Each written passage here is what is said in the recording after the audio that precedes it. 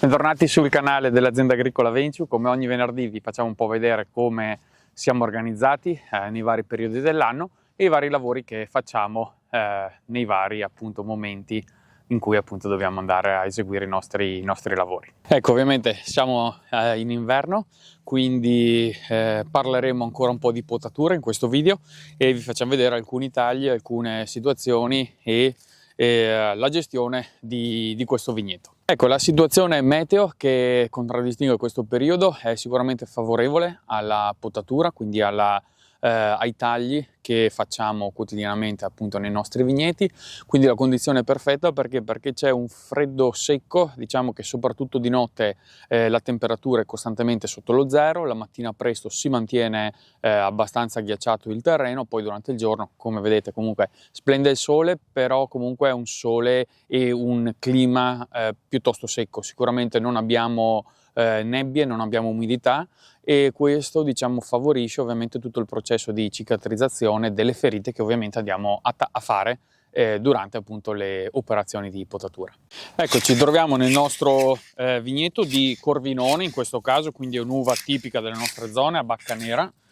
Noi qui abbiamo un allevamento a Guyot e quindi è una vite impalcata in cui dobbiamo andare a selezionare due speroni e in questo caso è un doppio Guyot, quindi teniamo un Guyot bilaterale, teniamo un capofrutto a destra, un capofrutto a sinistra, quindi due speroni e due cappiefrutto. Ecco, come vedete appunto l'anno scorso erano stati lasciati due tralci, quindi due cappiefrutto che sono stati legati lungo questo filo di ferro e da qui sono generate le gemme e quindi poi i germogli che hanno dato poi origine ai frutti. Quindi anche qui dovremo andare a trovare uscite laterali da una parte, uscite laterali dall'altra e poi trovare i cappiefrutto. Ecco, la prima cosa da valutare appunto è lo sperone che abbiamo lasciato l'anno scorso.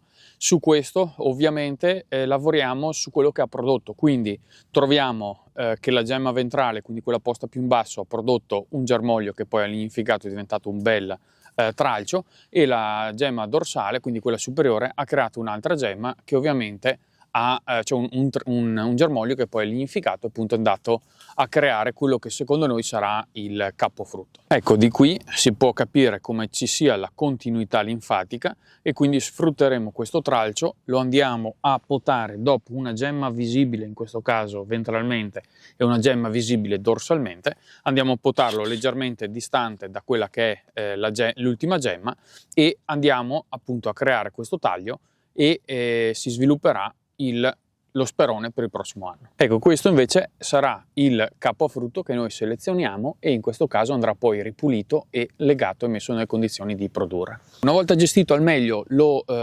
sperone e ovviamente anche il capofrutto, andiamo a tagliare quello che non è utile alla produzione da questo lato. Quindi andiamo a tagliare tutto il legno giovane, andiamo a tagliare il secco, ad accorciare il secco e eliminiamo quello che ha già prodotto. Spostandosi dall'altro lato possiamo notare che di qua abbiamo uno sperone che abbiamo lasciato l'anno scorso che ha dato una buona gemma ventrale, la quale ha prodotto continuità linfatica, quindi un nuovo germoglio che ha lignificato molto bene e in questo caso proseguiremo e terremo come sperone, mentre la gemma dorsale ha prodotto di fatto due tralci. Ora in questo caso noi passavamo in questo vigneto a fare un po' di pulizia, avevamo fatto anche qualche video a riguardo, la pulizia delle gemme, dei germogli, la potatura verde. In questo caso probabilmente è scappato questo doppio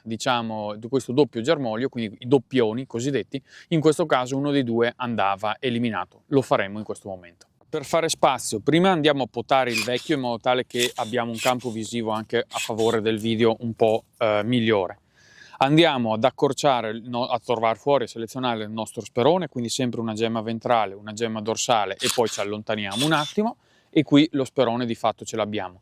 Poi per scegliere una dei due, in questo caso ovviamente andremo a ragionare su come dovrà poi essere gestito, dato che poi andrà piegato, quindi un po' stressato il tralcio, preferirei andare a tenere questo che mi va su un po' più dritto e già più orientato e andrei a nel rispetto delle gemme, nel rispetto delle corone, andare appunto a potare questo tralcio, eliminare questo tralcio, in modo tale da avere un capofrutto solo da questo punto, da questo lato. Ecco, diciamo, questa è la situazione che otteniamo. Quindi abbiamo due speroni, due capi a frutto, e ovviamente i capi a frutto poi verranno ripuliti in un secondo momento e poi legati sia da una parte che dall'altra. Ecco, questo vigneto tra l'altro è completamente meccanizzato, diciamo, la sua gestione. Come vedete, anche i residui diciamo, dei raspi dell'uva confermano che in questo caso noi effettuiamo la vendemmia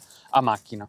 Oltretutto, come vedete, noi abbiamo ancora gli spaghi in vigna, perché verremo a toglierli dopo che siamo passati a potare, in modo tale da andare via più veloci con la raccolta degli spaghi. Ci troviamo meglio, sembra un po' difficile, ma in realtà è molto semplice anche la potatura. Non siamo abituati, insomma, non abbiamo grossi disturbi. E ovviamente con un passaggio solo di legatrice verde riusciamo a creare una bella parete abbastanza uniforme e bella dritta. Ecco, diciamo, la gestione meccanica soprattutto della palizzatura ci ha consentito, ormai l'avevamo già detto in vari video, appunto, di velocizzare le operazioni, di essere più tempestivi e ovviamente di necessitare di meno manodopera. È inutile girarci attorno. Come potete vedere, comunque il lavoro è efficace, nel senso che comunque la parete fogliare, che poi diventa ovviamente, viene persa ovviamente tutta la parte delle foglie, rimane il secco, comunque ci consente questo lavoro di trovare in ogni caso i nostri tralci, i nostri speroni, i nostri capi a frutto, andare a selezionare quello che ci serve, andare a togliere quello che non ci serve, senza diciamo particolari intoppi. Ecco, diciamo che spesso ci viene chiesto magari da altri agricoltori o anche qua su YouTube, se con un passaggio solo di legatrice verde è sufficiente, diciamo, per gestire al meglio la palizzatura.